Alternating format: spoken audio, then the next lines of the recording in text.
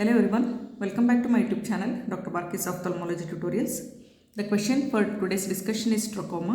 As you all know, the marks allotted for the main question is split. Like they can ask it as define trachoma and for that they can allot 1 mark. They can ask causative organisms, for that they may allot 2 mark, like that. So there are so many subheadings. Just see which subheading or which question is asked and then answer accordingly. So I will be covering all the possible questions for the trachoma so that you can answer any part of the question. Though this topic is for main question, it has so many 5 mark as well as 3 mark questions which can be asked. So I will be explaining them also in this video only.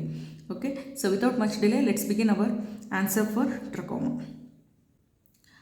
So when you are asked about trachoma, just write trachoma, also called as Egyptian ophthalmia.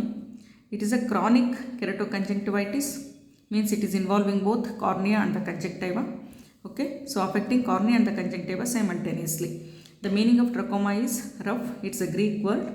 Causative organisms are chlamydial group of organisms, that is Chlamydia trachomatis, which belongs to PLT group, that is psittacosis, lymphogranuloma, trachoma group. These organisms are epitheliotrophic. They produce intracytoplasmic inclusion bodies called as HP bodies. Okay, classification of Chlamydia trachomatis organisms. You can write the table which is given in the Corona book.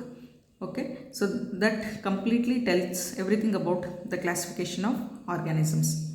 So what are the predisposing factors for trachoma? It is more common in the infancy and the early childhood. Females are more predisposed, common in Jews and less in the Negroes. Dry and dusty weather is a predisposition. Unhygienic living condition is a predisposition for trachoma. Environmental factors like dust, smoke and the irritants can predispose to trachoma. The source of infection is usually the conjunctival discharge from the affected patient. How it can spread, that is mode of spread or the infection, direct spread from the conjunctival discharge, or it can be from vector transmission by flies, or the material transmission is from the materials which the infected person has used. Okay. Clinical features of trachoma can be divided into phase of active trachoma and the phase of cicatricial trachoma. So for the phase of active trachoma, the incubation period is 5 to 22 days, or you can remember it as 5 days to 1 month. Incidence in onset. The symptoms of trachoma depend upon whether there is bacterial infection or not. Okay. So if there is no secondary bacterial infection, the patient will just have mild foreign body sensation, watering and the scanty mucoid discharge. If the patient has secondary bacterial infection, then there is mucopurulent discharge, redness and even the matting of lashes. Coming to the signs. The signs of trachoma can be your 5 mark question. Okay. So here the patient will have dorsal and the fornical conjunctival congestion. There is conjunctival follicle. So this itself can be asked for your 5 mark question. So you can write it as, it is seen as boiled sago grains, usually seen in the upper tarsal conjunctiva and the fornical conjunctiva. But if at all, if it is seen in the bulbar conjunctiva, it is pathognomic of trachoma. And it is seen in which layer of the conjunctiva? Adenoid layer of conjunctiva. Okay. So you can just write the diagram like this to show the follicle. So it has 3 layers. The innermost layer, that is the central core, contains lymphocytes, mononuclear histiocytes and the large multinucleated giant cells, and these are called as Leber cells. The next layer is just layer of lymphocytes. The outermost layer is layer of blood vessels. Okay. The central core of lymphocytes, mononuclear histiocytes, large multinucleated giant cells which are called as Leber cells. The next layer is with the lymphocytes and the outermost is the peripheral blood cells. If there is Leber cells and the necrosis in the histopathological examination of this conjunctival follicle, that says that it is a trachoma follicle. Okay. The next is papillary hyperplasia. So how do you differentiate between papilla and the follicle can be your 5 mark question again, or even the papilla can be asked for your 3 mark question. So these papillae, you should define it as, these are reddish flat topped raised areas which look red and velvety. Okay. So it is more commonly present in the tarsal conjunctiva. So if you write the diagram for the papillae, the innermost part of the papillae contains the dilated blood vessels surrounded by the layer of lymphocytes, again surrounded by hypertrophic epithelial cells. So this is papillae. Coming to the corneal signs in trachoma, there can be superficial keratitis, there can be Herbert's follicle. So these are nothing but the follicles which are seen near the limbus, called as Herbert's follicle. There can be progressive pannus. Again, the pannus can be your 3 mark or 5 mark question. So what is pannus? Pannus is nothing but vascularization with the infiltration. Okay, so it is usually seen in the layers between epithelium and the Bowman's layer of cornea, and it can be progressive or regressive depending upon the infiltration. So in the pannus there is both infiltration and the vascularization. So if the infiltration is ahead of the vascularization, it is called as progressive. If the infiltration is behind the vascularization, then it is called as regressive type of pannus. Then there can also be corneal ulcer formation in the trachoma, which usually develops in the advanced part of the pannus. In this area, that is in the superficial part of the cornea, there can be corneal ulcer. So those were the symptoms and signs in the active phase of trachoma. So if we come to the phase of cicatricial trachoma, this is due to continued mild grade of chronic inflammation, usually seen in middle-age group. It is nothing but type 4 cell-mediated hypersensitivity reaction. So what are the signs in cicatricial trachoma? The conjunctival signs are, there can be conjunctival scarring, there can be concretions. Again, the concretion can be your 5 mark question or 3 mark question. So what is concretion? These are nothing but hard looking whitish deposits. Okay, the size varies from pinhead to 2 millimeter. This is due to accumulation of dead epithelial cells in the mucus in the depressions called as glands of Henle. So if you just avert the eyelid and see, you will see some whitish deposits. These are called as concretions. There can even be pseudocyst formation in the conjunctiva, xerosis of the dryness, and the symblyferum formation.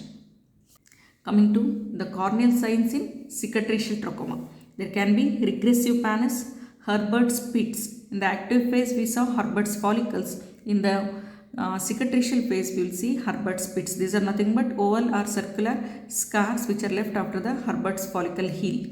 There can be corneal scar in the upper half, corneal ectasia, corneal xerosis, and even the total corneal pannus. In the lids, there are so many abnormalities which can happen in the cicatricial trachoma, like trichiasis, entropion, tylosis. So what is tylosis? Nothing but thickening of the eyelid. There can be ptosis, madarosis, that is falling of the eyelashes. There can be ankyloblepharon, that is the margin of lids can become adherent. In the lacrimal apparatus, there can be chronic dacrocystitis as well as chronic dacroadenitis. Dacrocystitis is inflammation of lacrimal sac. Dacroadenitis is inflammation of lacrimal gland. So coming to grading of trachoma, this itself can be asked for your 5 mark question. Okay, so we have two grading system for trachoma. The first one is Mackellan's classification, and the latest is the WHO classification. So coming to Mackellan's classification, we have 4 stages in this. Stage 1, also called a stage of infiltration or incipient trachoma. Here we have only hyperemia of the palpebral conjunctiva and the immature follicles. The second stage is where there is florid infiltration, also called as established trachoma. So we see matured follicle, papillae, as well as there is progressive pannus. The stage 3, that is stage of scarring or the cicatrizing trachoma, where there is scarring of the palpebral conjunctiva. Stage of sequelae or the heel trachoma, where you see so many sequelae of this trachoma which I explained just now. That is in stage 4 trachoma, that is nothing but Mackellan's classification of trachoma.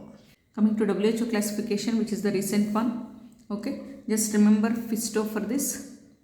That is trachoma follicle, trachoma inflammation, trachoma scarring, trachoma trichiasis, and the corneal opacity. Coming to first one, that is trachomatous inflammation or the follicular trachoma. Here, this is stage of active trachoma. There is follicular inflammation, and the size and the number of follicle is important here.